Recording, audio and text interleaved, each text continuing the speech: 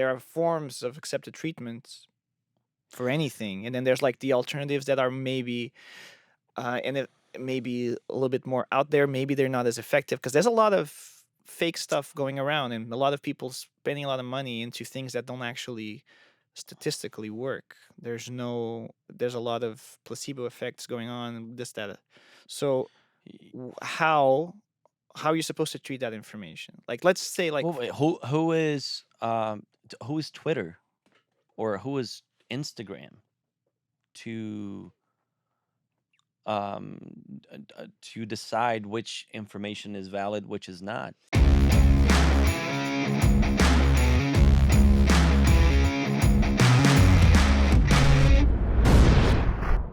a Well, private basically, company. what they're doing, anything that question vaccines or question anything that the mainstream media or the government were putting out there, basically got censored and banned.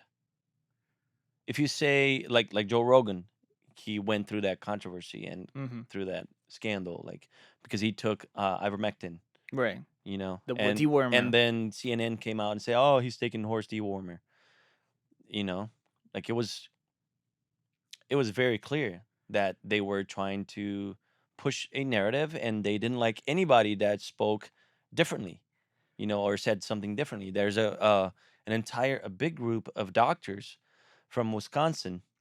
Specifically. Yeah, they're from. I They think they're from Oh, didn't you say that you Wisconsin grew up in? University.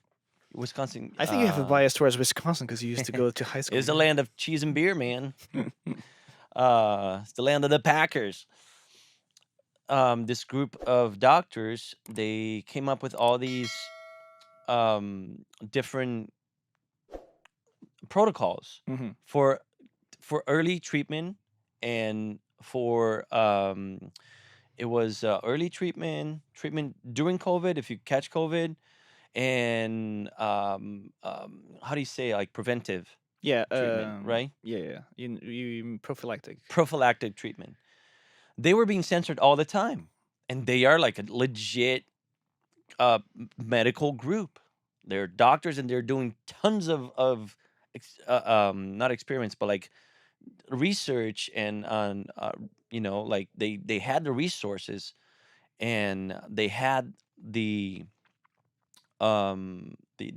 credentials to come up with these protocols. Like they knew what they're doing, and they're getting censored, you know See, and but I don't understand that. Like, why? well, let me allow to explain. Like, we've had this conversation offline before, but there is a method to the science, right? And there's a method how science kind of like, let's say medical science, right? There's a lot of research Yeah, happening all the time in all the fields, yeah. right?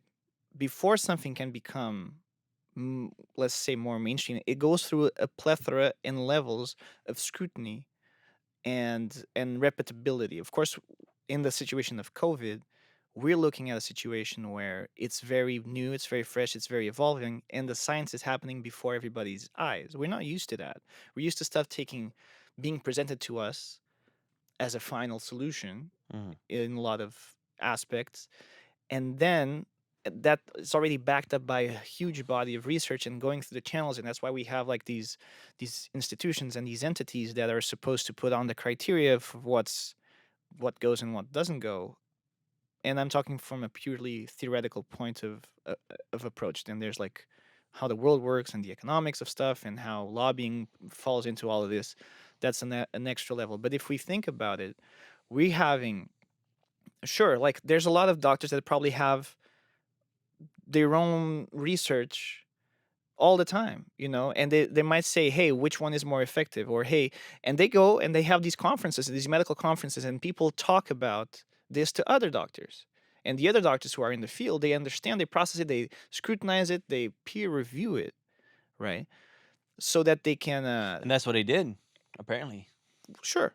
So we were in a situation where a lot of crazy. You were basically just explaining the Yeah, yeah, scientific but people process, should yeah. know if they're not aware, or they should understand that we're not used to. I'm akin hearing doctors going back and forth saying which solution is better in front of us, the regular citizens, almost akin to having your parents argue in front of you when you're a child, right?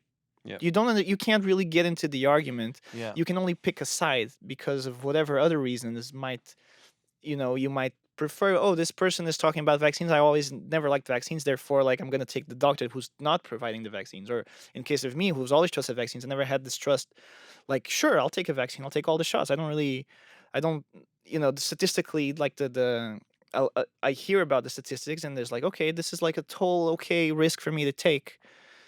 But it becomes that situation. We're seeing science happen develop in front of our very eyes. Mm-hmm. And when the science is on the fringe, there's a lot of disagreement. Yeah. Only in the science that's been, like, around for a while, that most people and you'll always have the outlier who has the credentials, and who will be able to speak with some gravitas about the subject, and they will say all of this is wrong. There's always going to be those people, and eventually some of them might actually be right, because science is constantly renovating itself and is constantly testing itself through the scientific method Yeah. on principle, Yeah. right? So I feel like if you're gonna let the flood open the floodgates and have all that information come to you, and then you, as an individual who didn't go to med school, who didn't do, you might not even have a working understanding of basic statistics, all the things that people say, I'm still waiting to use this in real life, all the tools that we kind of like get empowered and eventually we forget because we don't use them. They kind of come in handy in situations like this. But sure, you might take But we, more control of your own, yeah, but but people should be free to choose which doctor they want to believe.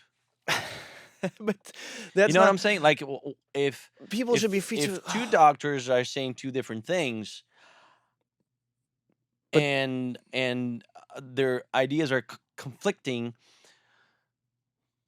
and nobody knows what the reality is, or the truth.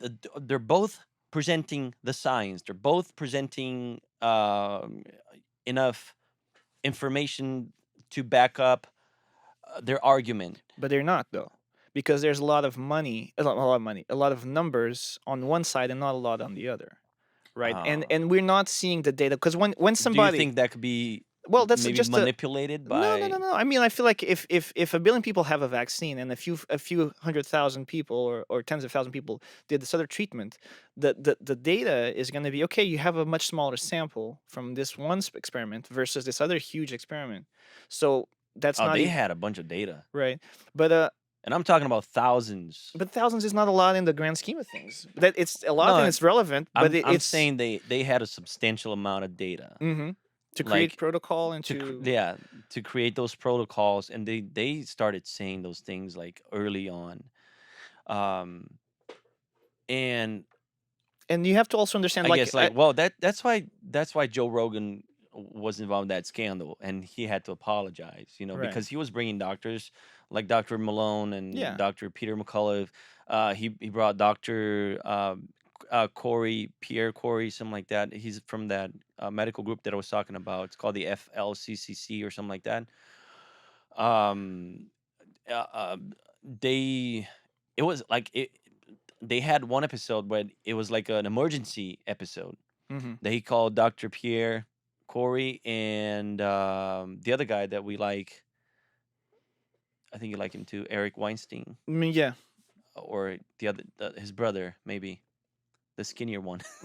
I don't. He's a evolutionary biologist, Yes, I think I know who you're and talking they about. were talking about ivermectin and how it was actually positive, but But what was missing in that conversation, it was the opposite voice. Because if you want to have an yeah, informed yeah, and discussion, then then you have to have somebody to explain, hey, but why this and not the well, other? because I guess I feel like he was doing the work that was missing, because Joe Rogan has this huge platform, right? Yeah, And besides him, what was the other platform that was actually exposing those opposite views? Because exposing. not exposing, like exposing in a sense, like expondo, Oh, yeah, yeah, not yeah, yeah. exposing. Like an exposition, but not like an Yes, expose exactly, like per showing, se. talking Yeah. about it. No one. All the other mainstream media outlets were just like the big echo chamber saying the very same thing. Go take your shot, go take your vaccine, go take your shot. But nobody was talking about the other side, the other point of view. And Joe Rogan was just like basically opening up space for those other doctors that didn't have space in the mainstream media. But because, he values his business, he went out there and apologized and said, I'm going to try to bring, both points of views. But honestly, man, that's all you would see in the mainstream media. And he was just offering something different.